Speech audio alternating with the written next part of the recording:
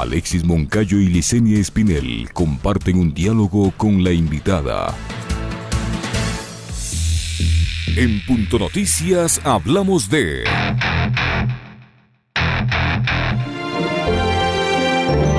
Desde el 1 de enero hasta el 16 de noviembre de 2020 se registraron 101 femicidios en Ecuador. Cada 72 horas una mujer, niña o adolescente es víctima de la violencia femicida, cifra dolorosa y frustrante, pues a las mujeres nos siguen matando, señala un informe de la Asociación Latinoamericana para el Desarrollo Alternativo. En el 66.3% de los casos, los femicidas eran parejas o exparejas de las víctimas y el 7.9% fueron los propios padres o padrastros. De enero a marzo de 2020, el 911 recibió más de 70,000 llamadas de emergencia por violencia dentro del ámbito familiar. Mujeres encerradas en closet, escondidas bajo la cama, llamaron pidiendo auxilio. Desde el inicio de la pandemia han ocurrido 82 femicidios, 59 de los cuales fueron en el periodo más estricto de confinamiento, del 16 de marzo al 14 de septiembre.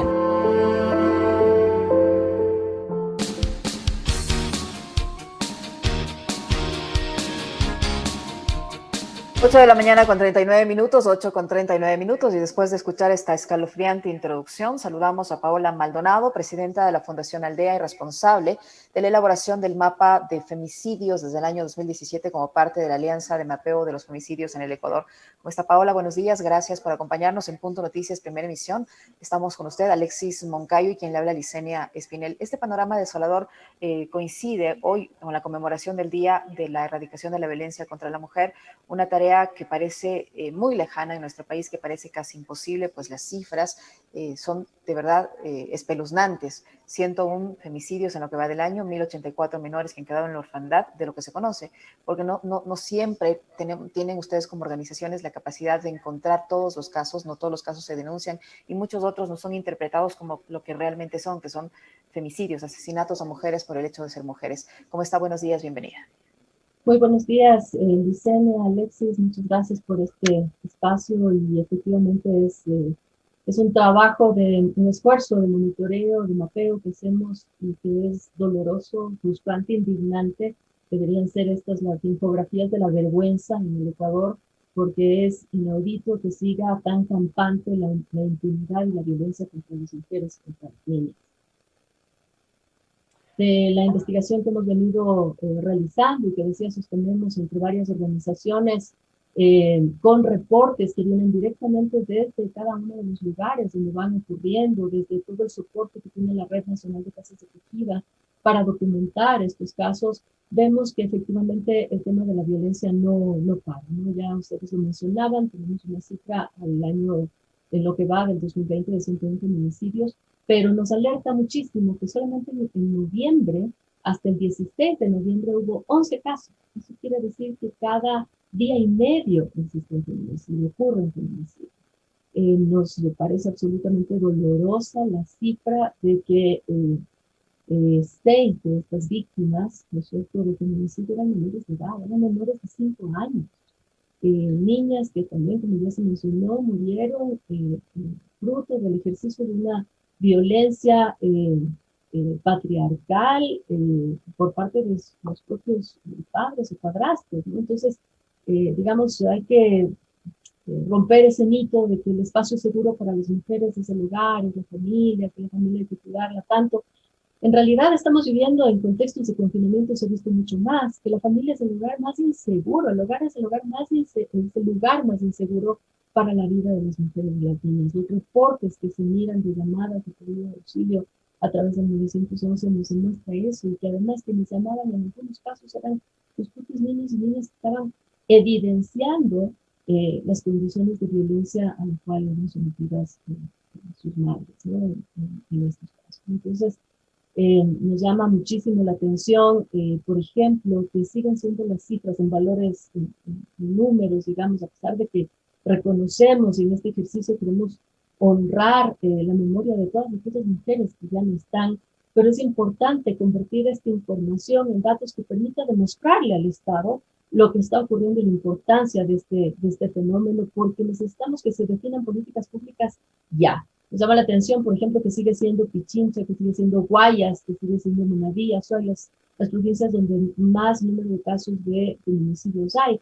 Sin embargo, si se hace un análisis en función de la cantidad de población femenina en cada una de esas provincias, el panorama cambia, ¿no? Y ahí se ve cómo, por ejemplo, la incidencia de los feminicidios tiene un alto impacto en provincias como Sucumbíos, Orellana, Santo Domingo. Entonces, está extendido en todo el país. Este año fue dramático también constatar cómo ya se registró por primera vez desde el ministerio que estamos haciendo un caso de feminicidios en Galápagos. Sabemos que no tenemos la capacidad para cubrir todo lo que se debería, pero sí, ya con esta información, evidenciamos que para el Estado la problemática de los feminicidios no es tan alarmante como no es para nosotros que estamos sufriendo a través de nuestros cuerpos y a través de las vulneraciones que se ejercen en los territorios que habitamos, de la naturaleza que cuidamos, sobre todo en lugares rurales, mujeres indígenas, mujeres afro, mujeres montubias, que sufren con mayor crudeza el impacto de la violencia. Hola, muy lo que usted nos ha dicho, que además es una realidad muy dolorosa y lamentable, es algo sobre lo que permanentemente tanto autoridades, especialistas en materia de género, en trabajo social, psicología y demás, han venido trabajando, pero no le encontramos todavía la vuelta, no le encontramos la salida para evitar que sea el seno familiar, para que sean los propios hogares el lugar más inseguro para las mujeres. Y este es un tema que lo hemos visto muy de cerca, se ha recrudecido durante la etapa de la cuarentena porque ese confinamiento obligó a que las mujeres permanezcan en el hogar y uno creería que iban a estar más seguras ahí, ¿no? de cualquier otra eventualidad, pero resultó todo lo contrario. ¿Cuál es la vuelta? Insisto, ¿cuál es la salida? ¿Qué es lo que debemos hacer? ¿Cómo debemos empezar a construir, a reformular una sociedad que sea más empática, que sea menos violenta y que no genere esos espacios de agresión para las mujeres? Bueno, a mí me parece que es importante reconocer que no depende del lugar donde estamos. O sea, depende, en este caso, la violencia responde a un sistema patriarcal, a una estructura que considera que todo lo femenino, digamos, tiene que ser subordinado.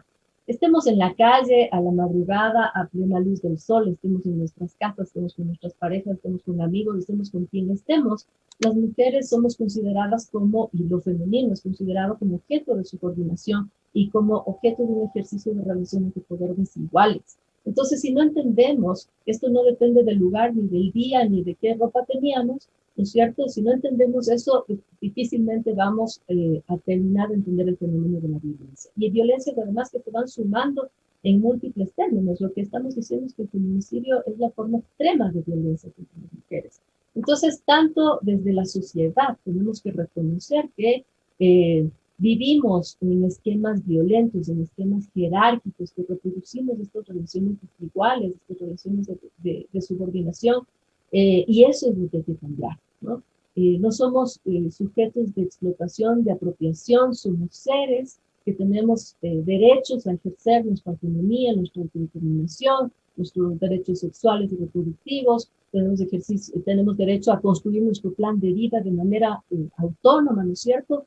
Y si eso no se reconoce desde la sociedad, desde el núcleo familiar, desde nosotras mismas, y también los hombres, los compañeros que son parte de nuestros núcleos familiares, de nuestros hermanos, nuestras parejas, no vamos a cambiar. Y por otro lado, por el lado del Estado, también reconocer que hace falta esa implementación de políticas públicas adecuadas con enfoque de género, que los operadores de justicia tengan sensibilidad y enfoque adecuado para poder ejercer acciones o digamos, dictar sentencias reparadoras en términos integrales de justicia, de memoria para estas mujeres y para las familias que están en situación catastrófica, ¿no? Entonces hay una responsabilidad desde el Estado, desde la sociedad civil, y obviamente necesitamos y demandamos un ejercicio de justicia célere, ejemplificador, ¿no es cierto?, para que estas violencias se vayan de una vez por todas acabando. Ahora, ¿usted cree que es necesario que se declare un estado de emergencia para abordar este tema, tomando en cuenta la gran cantidad de víctimas, las secuelas que deja estos femicidios en la sociedad, en las familiares de las víctimas, y también para que se urja en la implementación de factores o aspectos importantes que tiene la Ley de Erradicación de la Violencia contra la Mujer, que ya fue aprobada, como por ejemplo el registro único de la violencia, que no está completo, que no se ha concluido en su elaboración y que impide que se creen estos sistemas de alerta temprana que podrían salvar la vida de una mujer que está enfrentando esa problemática? Desde el año 2017 nosotras ya lanzamos varios llamados de atención que exigían la declaración de una emergencia. Es una emergencia a la que enfrentamos las mujeres cada día, y en este año se ha declarado una emergencia a nivel latinoamericano. Porque claro, si bien la situación en el Ecuador es compleja, es toda la región de América Latina la que también está enfrentando muertes violentas de mujeres por razones de género. Es absolutamente necesaria esa declaratoria, pero es una declaratoria que no debe quedar en la declaración bonita, ¿no es cierto?, de reconocer que hay una emergencia, que ya bueno, sería un paso, sino en que se implementen acciones inmediatas, y esto es a través de recursos. No es posible que exista una ley de erradicación de la violencia que fue recortada el presupuesto, ¿no es cierto?, para la implementación de esta ley en un 84%. Es decir, ¿en qué queda toda la institucionalidad que ya con sus propias deficiencias ahora sin el presupuesto se le ve mucho más coartada su posibilidad de acción?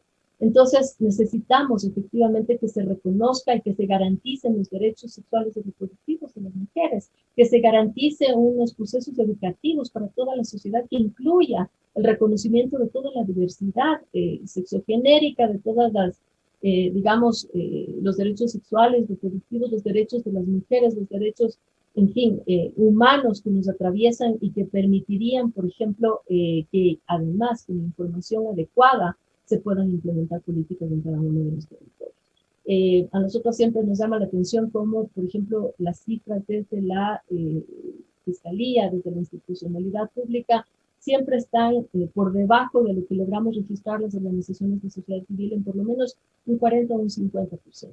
Y entonces con información tan, de baja confiabilidad, que no reconocen el impacto real de este problema, no se puede avanzar mucho. Hasta ahora no se implementa este registro único sobre violencia, el tema del bono para los niños, niñas cuyas madres fueron víctimas de feminicidio. Es un problema la implementación porque está atado a una sentencia por temas de feminicidio, y vemos que efectivamente esa sentencia no llega o tarda muchísimo en llegar, ¿no es cierto? Entonces hay muchos cambios que hacer y es urgente hacer.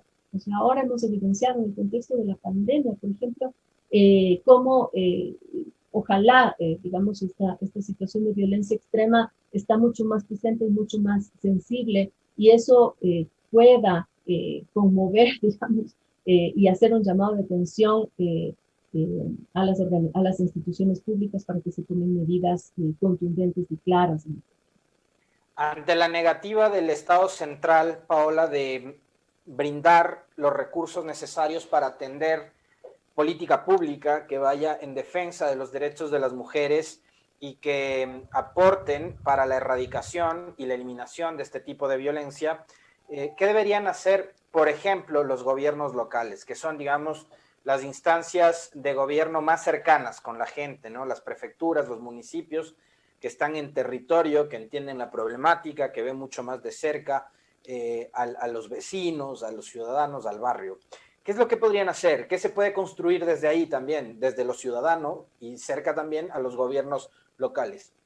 Para nosotras, este ejercicio de mapeo que venimos haciendo, porque aquí hay una importancia específica de los mapas en permitirnos hacer visible y concreto el fenómeno de la violencia, que puede ser abstracto, pero con los mapas permitimos aterrizarlos en lugares concretos con nombres concretos. Entonces hay un desafío importante desde los gobiernos autónomos descentralizados por entender esta expresión espacial diferenciada del problema de la violencia, y a partir de eso analizar medidas específicas para poder activar estos mecanismos, estas instituciones que puedan dar respuesta al tema de la violencia. También los mapas, desde nuestro punto de vista, y por eso hemos optado por generar este tipo de información, permiten para que las propias organizaciones de mujeres, para que todo el tejido social que estamos preocupadas por estos temas, podamos reconocernos en ese territorio y podamos construir estrategias de respuesta, estrategias de protección, relacionándonos mejor con nuestros vecinos y vecinas, relacionándonos mejor y construyendo toda una red de apoyo para saber que si hay alguien que está enfrentando situación de violencia, tiene que saber que hay alguien más que le puede ayudar. A nosotros nos parece súper importante todos los esfuerzos que se hagan, por ejemplo, para garantizar estos espacios de acogida y de acompañamiento para mujeres víctimas de violencia y sus familias, y se debería cada vez garantizar que tengan un presupuesto suficiente para funcionar. Es un trabajo impresionante el que se hace desde las casas, acogiendo a mujeres y familias en situación de violencia por periodos a veces bastante prolongados, porque es difícil que vuelvan a regresar a un contexto violento que no ha cambiado. Estos sitios temporales implican también, digamos, condiciones en las cuales muchas veces las mujeres están un tiempo y regresan al mismo sitio donde están nuevamente aquellas personas que ejercen violencia contra ellas. Entonces, nos parece súper necesario que se pueda entender el impacto de la violencia en términos territoriales concretos. Por ejemplo, hace poco hemos apoyado la realización de una tesis desde la perspectiva geográfica sobre los feminicidios y se mira cómo en Quito, por ejemplo, en las parroquias de Quito, la densidad de feminicidios es la más alta de todo el país. En el sur de Quito, ¿no? En el sur de Quito, en Quitumbe, por ejemplo, en Calderón, en el centro de Quito, se ven zonas donde se puede ya, a partir de esa información que existe, por eso yo decía, no se puede generar política pública si no hay información sólida, solvente, clara, pero con esa solidez en la información y esos criterios especializados se pueden identificar zonas de acción y mecanismos de respuesta y de alerta temprana, respuesta adecuada y alerta temprana. En este contexto de confinamiento, lo que pasaba es que las mujeres no podían acudir a los espacios de denuncia, ¿no es cierto? Por eso había inicialmente un registro de que ha bajado las denuncias, pero por supuesto, si no podían salir, si no podían tener control sobre aquellos dispositivos o medios para comunicarse.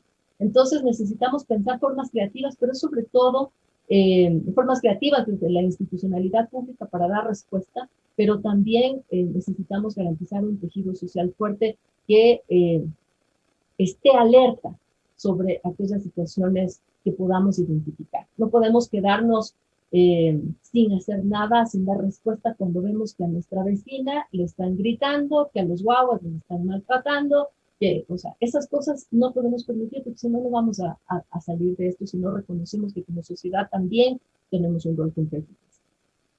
Paola, ¿qué hacer con los operadores de justicia que a veces no entienden esa problemática? Y le digo esto porque hay casos, por ejemplo, que ocurrió uno en Sangolquí, donde el esposo le golpeó a la señora hizo la denuncia, fue al hospital, incluso tuvo que ser hospitalizada y atendida, pero el señor fue liberado y sancionado por heridas leves, cuando la señora fue hospitalizada. Por suerte no llegó a matarla, pero ya hay el ataque y hay la violencia. ¿Qué hacer con estos operadores de justicia que no comprenden esta problemática y que no pueden ayudar en cierta manera a prevenir estas muertes, por un lado? Por otro, ¿qué actividades tienen previstas ustedes como organizaciones que están siempre defendiendo los derechos de las mujeres para recordar este día 25 de noviembre, Día de la Erradicación de la Violencia contra la Mujer? Sobre el tema de los operadores y operadoras de justicia, creo que hay un trabajo muy importante en términos de sensibilización sobre lo que significa este contexto de relaciones de poder desigual en los cuales se desarrolla la vida de las mujeres y que permitiría, digamos, que las sentencias sean efectivamente por los temas de feminicidio, que es lo que no está ocurriendo. Entonces, hay un trabajo de entender, de sensibilizar y de además sensibilizar con enfoques interculturales también en este país, en este Ecuador tan diverso, ¿no? Hay un trabajo pendiente, hay esfuerzos que se hacen, pero esos esfuerzos atraviesan también porque sean actividades sostenidas con presupuesto adecuado, digamos, están haciendo, capacitándose, por ejemplo, en el tema del protocolo, de la aplicación del protocolo de investigación por muertes violentas de mujeres, que elaboró la CEPAL, pero se mira que frente al impacto que tiene la violencia, estos esfuerzos son muy lentos, responden muy poco, y sin presupuesto, peor. Y lo que tú decías, Licenia, hace un momento, por ejemplo, 30 de las víctimas de este año, de los 101 feminicidios que hemos registrado, en 30 de estos casos ya había antecedentes de violencia y 5 de ellas tenían boletas de auxilio. Entonces, también tenemos que reconocer que estos sistemas, digamos, no estaban funcionando, porque si había antecedentes de violencia, quiere decir que ya una escuela, sabía algo, una maestra, sabía algo, un centro de salud, sabía algo, y que no hicieron nada al respecto, ¿no? Entonces, para nosotros sí es importante, digamos, que reconozcamos esto como una urgencia, como una necesidad de acción inmediata, como una voluntad política de ponerle presupuesto y de fortalecer a la institucionalidad pública y fortalecer las capacidades propias de la sociedad civil, y ahí tenemos mucho trabajo que hacer. Hoy día estamos, a nombre de la Alianza de Organizaciones por los Derechos Humanos, generando un pronunciamiento a propósito del 25 de noviembre, donde recogemos justamente toda esta problemática, donde honramos la memoria de todas estas compañeras, mujeres que no están, porque su vida y sus muertes no han sido en vano. Eso es lo que esperamos, que haya justicia para, memoria y justicia para ellas, verdad para ellas, que haya acogimiento, que haya atención y reparación integral para sus familias. Nos parece inaudito 1.084 niños y niñas en situación de orfandad. Muchos de estos estos niños y niñas están en provincias, en provincias como Sucumbíos, como Santo Domingo. Digamos, con esta información se podría hacer una atención mucho más focalizada, desarrollar proyectos piloto, por ejemplo, para garantizar que la atención a estos niños en las zonas donde la incidencia de los feminicidios es más alta, puedan efectivamente tener este acompañamiento y reparación integral. Hay otros eventos ya en cada uno de los territorios, por ejemplo, en Zamora Chinchipe, las organizaciones de mujeres han organizado para hacer varios eventos, conversatorios, plantones. Anoche la Federación de Mujeres de Sucumbíos inició su vigilia bajo el lema de no con nuestro silencio, no con mi silencio, para visibilizar justamente estos temas. Así que en todo el país estamos activadas, y no solamente en Ecuador, sino a nivel latinoamericano, para exigir justicia, reparación integral y decisiones inmediatas. Queremos agradecerle a Paola Maldonado, presidenta de la Fundación Aldea y responsable de la elaboración del mapa de femicidios desde el 2017, por su presencia virtual en nuestra emisión de Noticias y Entrevistas, y por la información sin duda interesante y preocupante que nos ha dado a conocer hoy. Muchísimas gracias, Paola. Este noticiero usted lo puede seguir por nuestra radio en internet www.pichinchacomunicaciones.com.es.